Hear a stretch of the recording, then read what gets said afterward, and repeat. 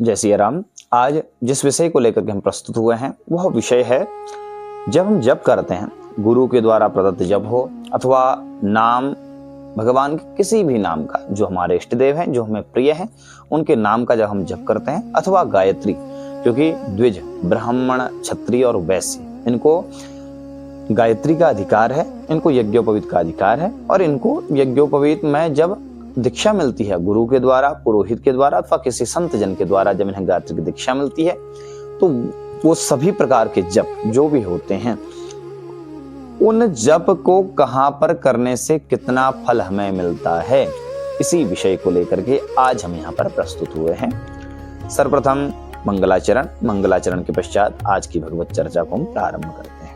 आपदाम अपहरतारम दातारम सर्वसंपदाम लोकाभिरामं श्रीरामं भूयो भूयो नमाम्यहम्।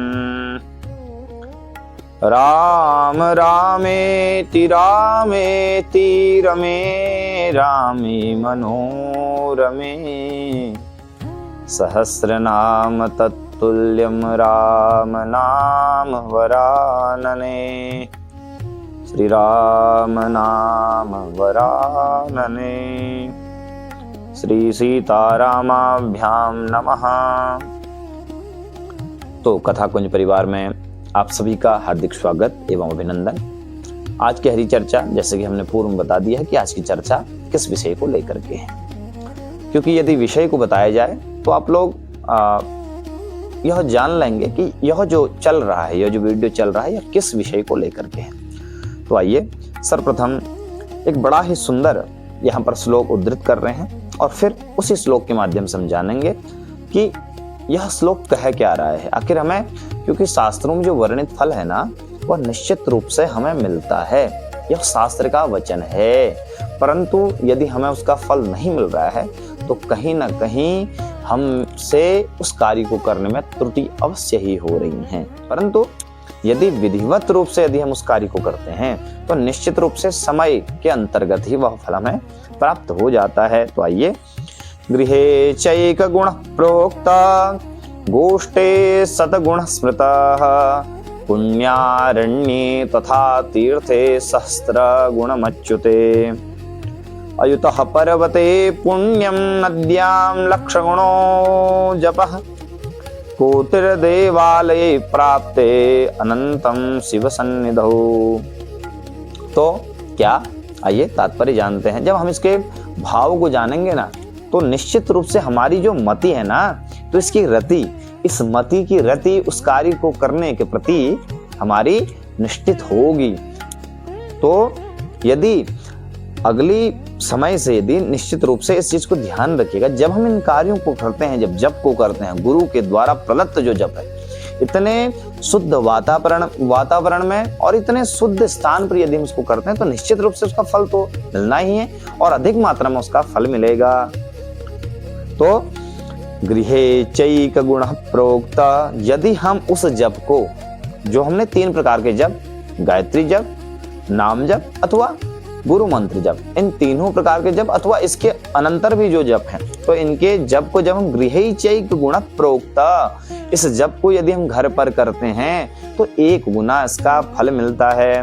गृहे चैक गुण प्रोक्ता गोष्ठे सदगुण स्मृतः। गोष्ठे अर्थात गौशाला में, जहां पर सुंदर सी गाय रहती है, देसी गाय जहां पर रहती हैं, जर्सी आदि नहीं, शुद्ध देसी भारतीय नस्ल की जो गाय रहती हैं, तो ऐसे गोष्ठे सदगुण स्मृतः, यदि उस गौशाला में यदि जप किया जाए तो 100 गुना उसका फल मिलता है। पुण्यारण्ये तथा तीर्थे सहस्र गुणमच्युते। पुण्यारण्ये, पुण्यारण्य में यदि कोई सुंदर सा वन हो तो पुण्यारण्ये तथा तीर्थे सहस्र गुणमुच्यते। पुण्यारण्य में कोई सुंदर सा वन हो, सुंदर शुद्ध कोई जंगल हो, पुण्यारण्य तथा तीर्थ, और तीर्थ के निकट हरिद्वार आदि तीर्थ है, या भी कोई सुंदर सा जो नदी का तट हो, सरयू आदि, जो भी हमारे भारतवर्ष में जो भी नदी कही गई है, तो उनके निकट तीर्थ में तो सहस्र गुणमच्युते, 1000 गुना फल मिलता है। अयुतः पर्वते पुण्यम, किसी सुंदर सा पर्वत हो, बहुत अच्छे अच्छे पर्वत है ना, जैसे कामदगिरि पर्वत है, गोवर्धन पर्वत है, ऐसी अन्य भी जो पर्वत है।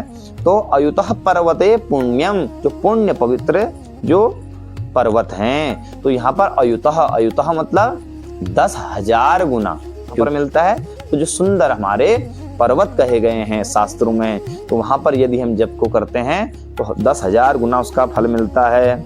नद्याम लक्ष गुणों जपः, और नदी के किनारे कोई सुंदर सी नदी बह रही हो और उसके निकट यदि हम जप को करते हैं सुंदर ध्यानावस्था में बैठ करके, और जब हम इन जपों को करते हैं तो नद्याम लक्ष गुणों जपः, तो लाख गुना उसका फल हमें नदी के किनारे मिलता है।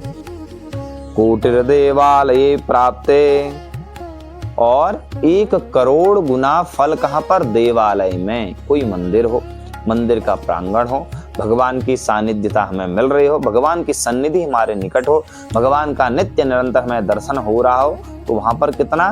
कोटिर देवालये प्राप्ते, करोड़ गुना फल हमें उस देवालय के निकट, देवालय के अंदर जप करने से मिलता है। और अंतिम में बड़ा ही सुंदर फलश्रुति कही गई है, अनंतम शिव सन्निधो, भगवान शंकर के, क्योंकि भगवान शंकर के समान न भगवान का कोई भगत है और न भगवान के समान कोई इतना बैरागी है। अनंत भगवान शंकर बैठते हैं तो लाखों वर्षों तक भगवान का ध्यान समाधि लग जाती है। तो इसलिए कहा गया अनंतम शिव सन्निधो, भगवान शंकर के निकट यदि जप को किया जाए तो अनंत गुना, उसकी कोई संख्या नहीं बताई गई, यानी अर्थात उसका अनंत गुना हमको फल मिलता है। तो सज्जनों, अगली बार से हमें प्रयास करना चाहिए कि यदि हम जप को करें तो क्यों ना हम, क्योंकि इन शास्त्रों का वचन हमारे कल्याणार्थ ही है, हमारा कल्याण कैसा हो यही शास्त्र का एकमात्र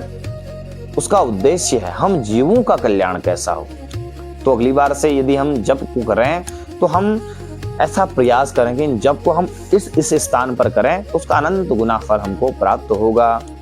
तो आशा करता हूं कि इस विषय को आज आप भली भांति समझ गए होंगे, इसे आप लोग भी अपने जीवन में उतारें और आपके जो भी भगवत भक्त हैं, जो भगवत मार्ग में आगे बढ़ रहे हैं, उनके प्रति भी इसे प्रेषित करें, ऐसी मैं आपसे आशा करता हूं। आज का यह जो विषय है, इतना सुंदर यह विषय रहा, तो इसे आज यहीं पर विराम करते हैं। पुनः आप सभी लोगों से एक नई विषय के साथ, हरि चर्चा के साथ पुनः मुलाकात, भेंट होगी। तब तक के लिए आप सभी लोगों को जय सिया राम।